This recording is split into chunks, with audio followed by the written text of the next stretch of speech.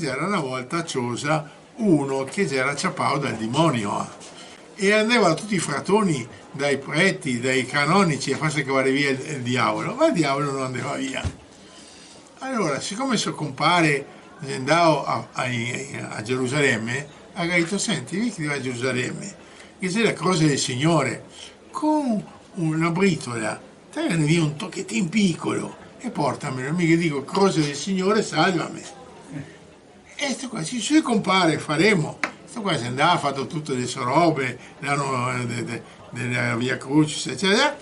Quasi torna indietro con il batterio, ostregamo di smettere il tocco della croce. Allora, niente a fare.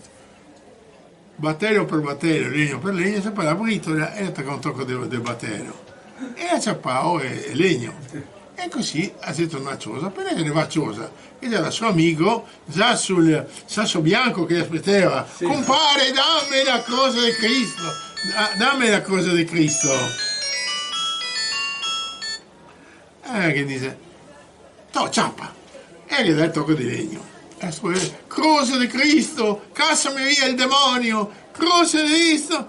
E dopo 3 sigari che la dava, il demonio va via, sigando. La sera devozione che mi descassa, per questo qua è il legno della burce d'astra. Cattivo.